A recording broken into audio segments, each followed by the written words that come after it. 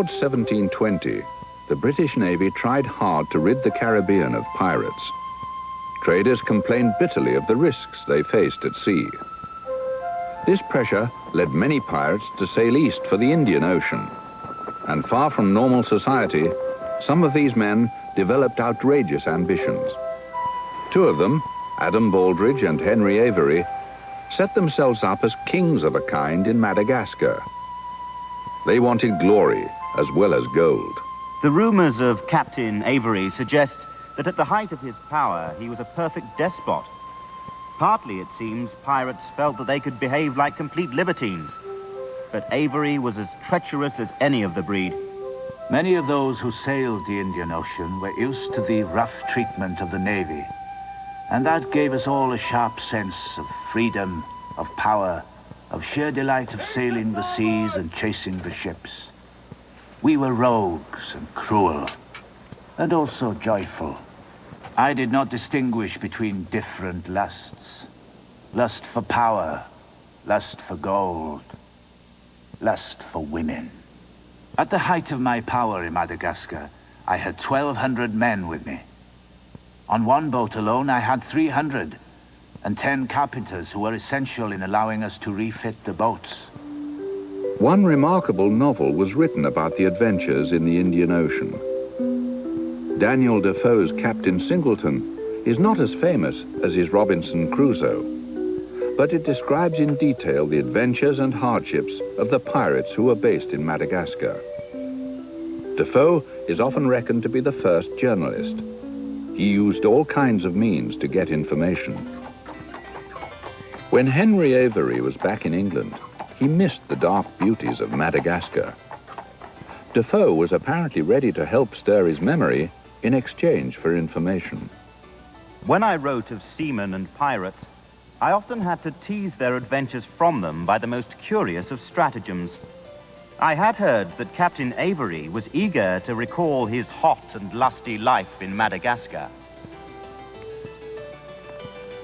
When I touch you, it brings back certain memories.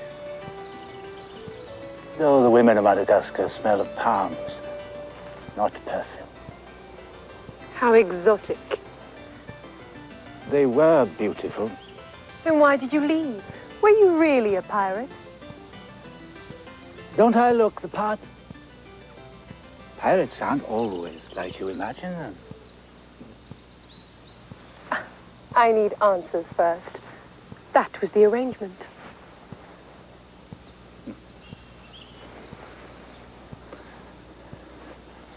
I started out on the side of the angels, like most people. But the devil got me, and I saw the goal. Daniel Defoe never traveled outside Europe, but, like many of his readers, he was fascinated by the exotic places in the Pacific and the Indian Ocean that sailors and pirates were exploring. In the Indian Ocean, pirates sailed between Madagascar, the Seychelles, Mauritius, the French island of Reunion, and the tip of the Arabian Peninsula. The ocean was their oyster, and they were always looking to prize pearls from it. Defoe used the story of Henry Avery and other pirates as the basis for Captain Singleton.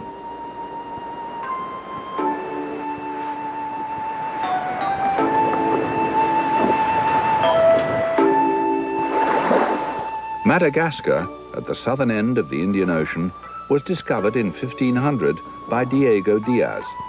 He stumbled on an island with magnificent forests, misty mountains, and rare animals. It wasn't the scenery, though, that made pirates head for it towards 1700. And no one told the natives of Madagascar what was about to happen to their enchanted island. They lived mostly in peace, not because they were especially noble, but because of the terrain. Thick forests and high mountains kept tribes apart from one another. Civilization was to change all that.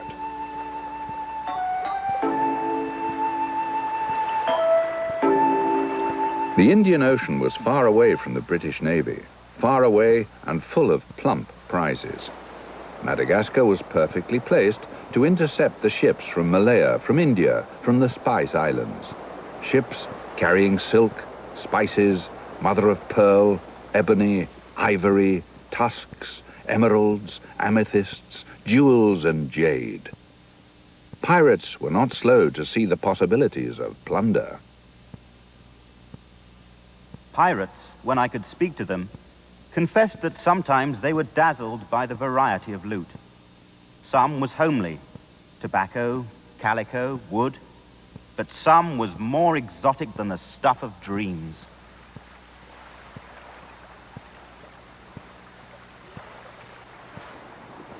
There has been some interesting historical research on pirates. It suggests that there were well over 4,000 of them in the Caribbean alone. The government feared them not just because they attacked merchant vessels, but because they often managed to persuade working-class seamen, the backbone of the Royal Navy, to join them. Men in the Navy were treated harshly. Food was bad, discipline ferocious, and pay usually poor. The pirates offered the hope of a different way of life, and nowhere more so than Madagascar.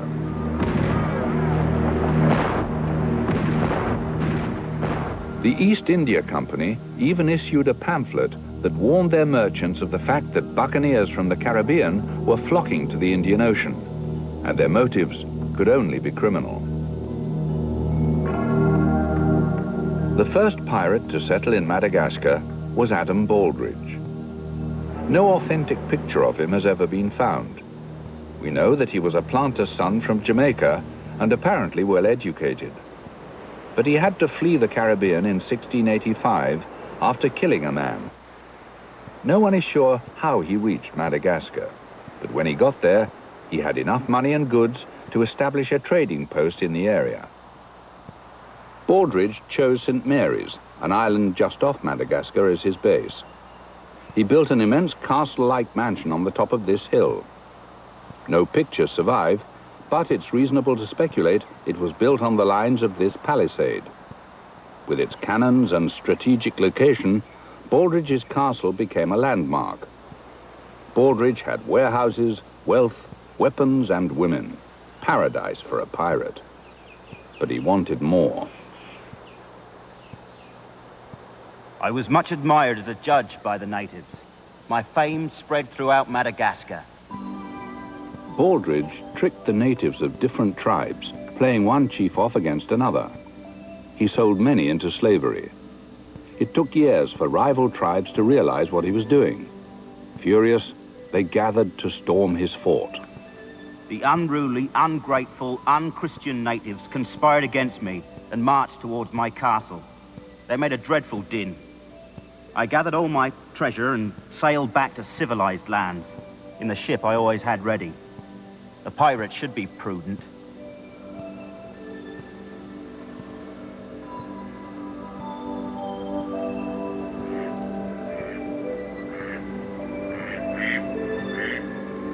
Baldridge sailed to America, where no one asked him too many questions. Baldridge did not even tell the woman he married anything of his past. A husband should always be something of a mystery to his wife. If my wife knew I'd been a pirate and king of a harem, she would have been unsettled.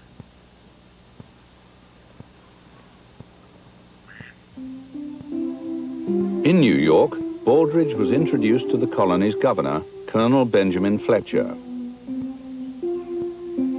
Fletcher was a greedy speculator. He and Baldridge formed a syndicate.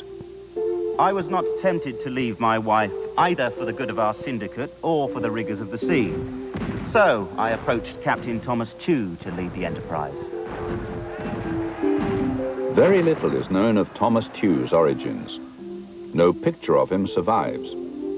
But what is striking is that among the pirate flags that survive, his is very much to the point. It suggests a man who flexed his muscles and his sword. Tew was a good seaman, and he did not think there would be much profit in raiding Africa. But he did not share his thoughts with his backers. As soon as he had sailed out of port, he acted in the best tradition of the buccaneers. He got his crew together for a conference. I told them, Africa is not just the dark continent, but the poor continent. If we wanted to return to America as rich men, we would be better served in searching the Indian Ocean, an ocean full of jeweled ships. Between the Red Sea and India, he spotted a ship called the Amity, laden with diamonds, gold, silks and ivory, which belonged to the Great Mogul. Although he had never done anything like this before, he gave chase with all the assurance of a seasoned pirate. And he was lucky. The crew of the Amity had no stomach for a fight. 300 men surrendered easily. Tew brought his ship into Madagascar to careen, to scrape the barnacles off the bottom and retar it so that it didn't fall apart on the way back home. Then Tew sailed back to America to a hero's welcome. No one thought it immoral, apparently, to rob the Great Mogul. But I was only left with a small amount of treasure. The crew had its share, the investors theirs.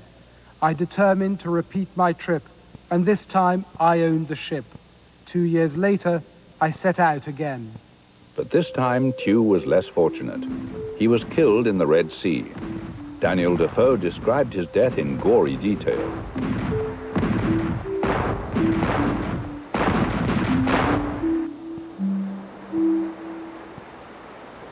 Tew's capture of the Amity encouraged many others to try their luck in the Indian Ocean. Some succeeded, but many actually met their end in Madagascar. This plot here is known as the Pirates' Graveyard. R.I.P. can be translated here as rogues in peace. One man who is not buried here, however, is Henry Avery, who left Madagascar, he boasted, in the best of health and with pockets bulging with loot.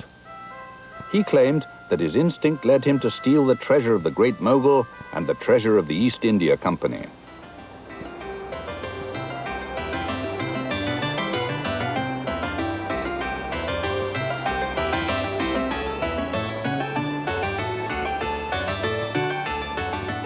Henry Avery, like many famous privateers and pirates, was born in Plymouth in Devon.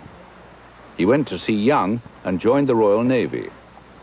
He left the Navy when he was offered a job as a mate on a vessel the King of Spain hired to protect his own ships from buccaneers and French smugglers. The captain of this ship, a certain Captain Gibson, succumbed to the pirates' vice, too much rum and too little sense.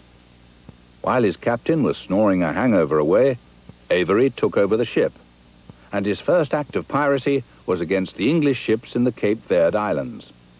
Then he took 2 Danish ships on the coast of Guinea.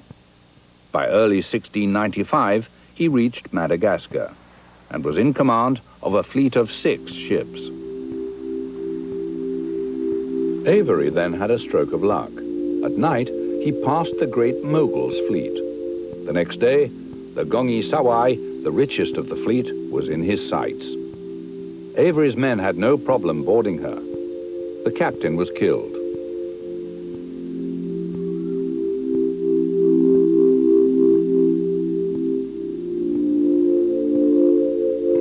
And Defoe's emissary always had questions.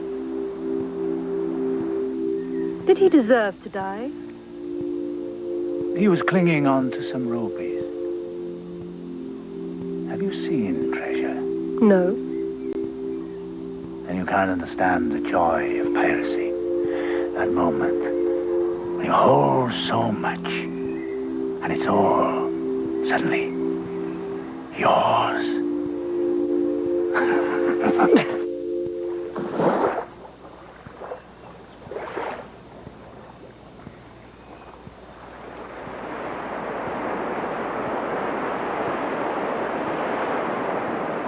The beauty of the women of Madagascar haunted many pirates. There were songs about them, dreams about them.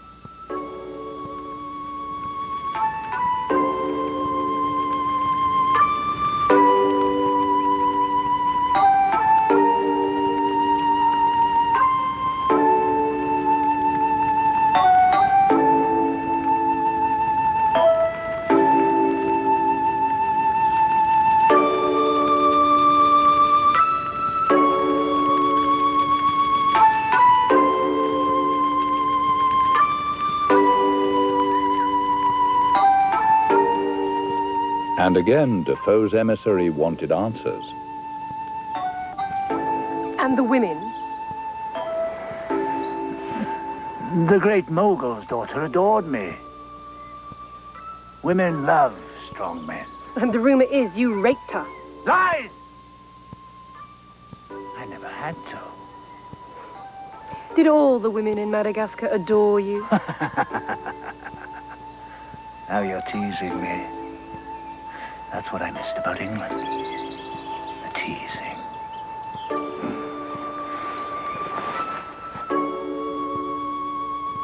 In Madagascar, Avery had become very despotic. Defoe believed his crews put up with this because he did succeed in raiding rich ships. Most pirates had no desire to get back to Britain. But Avery, like Defoe's hero, Captain Singleton, seemed to have some need to get back. Avery sailed to the West Indies, where he found himself unable to get a pardon, despite offering lavish bribes. So, he knew he had to be careful, and he returned not to England, but to Ireland. But here, drink got the better of the pirates.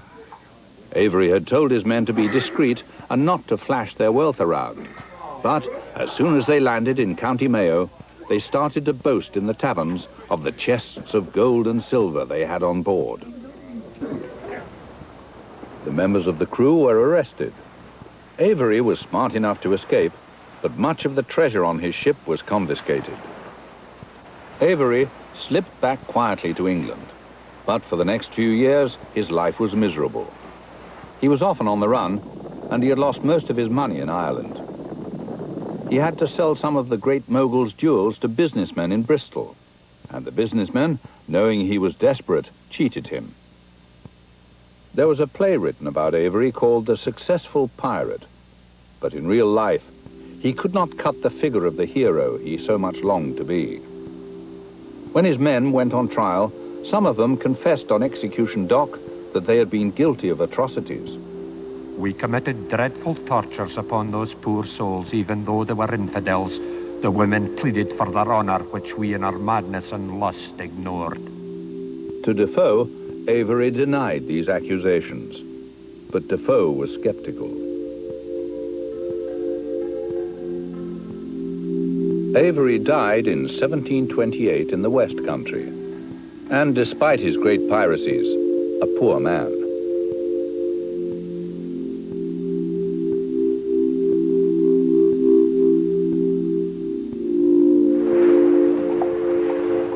The adventures of the pirates in Madagascar was one of the many times when buccaneers and pirates tried to set up little kingdoms of their own, utopias, where they were just to each other, but hostile to a cruel world.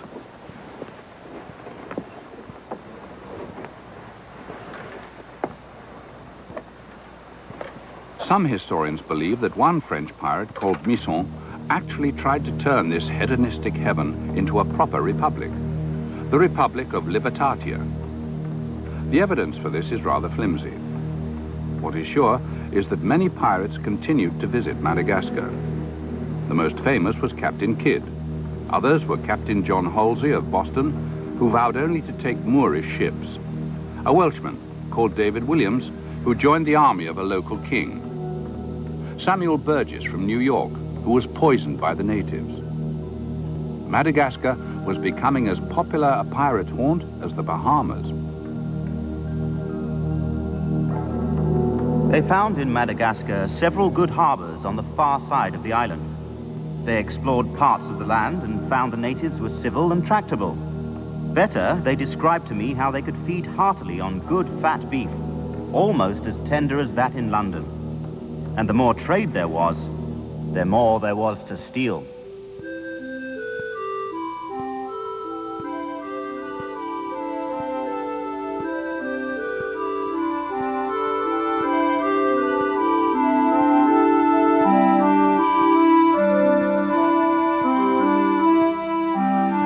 Of all the islands, Madagascar was my true love.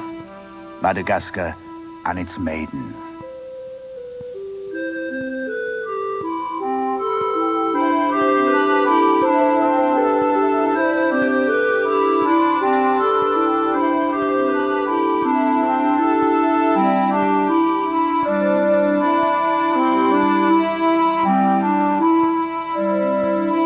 Like the buccaneers, the pirates of the Indian Ocean had ideals.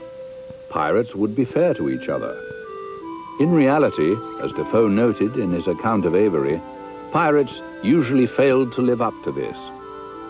Honor among thieves was the exception rather than the rule. Once, Captain Avery persuaded the crew of another vessel that their ship was too small to store all the treasure they had stolen. His own ship had ample space. They were all brothers in robbery. The next morning, however, Avery had disappeared, and with him he took all the treasure.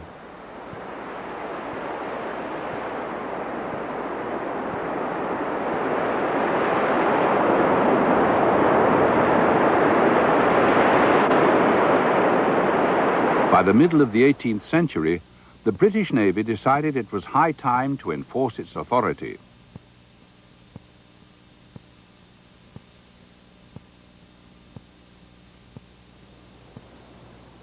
The continuing threat from pirates led the Navy to build this fort in Madagascar. This is one of the most impressive ruins in the whole of Madagascar. The British Navy took control of most major ports from West Africa to India. But further east in the South China Seas, where the treasures of the Orient were being offered to the West, the age-old tradition of piracy continued with a vengeance.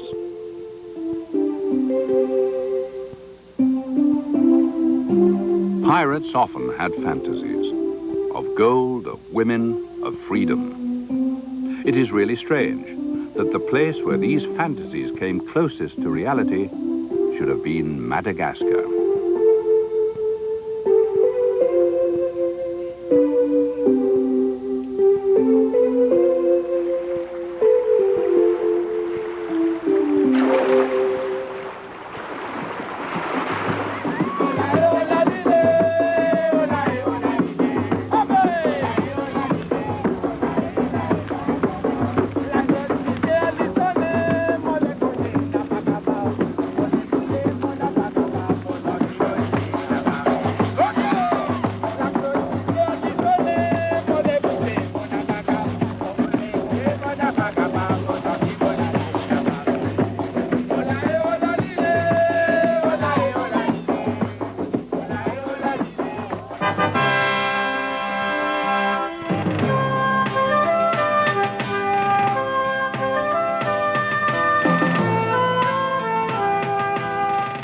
Stay tuned for Journeys with host Lauren Miller next here on TVO.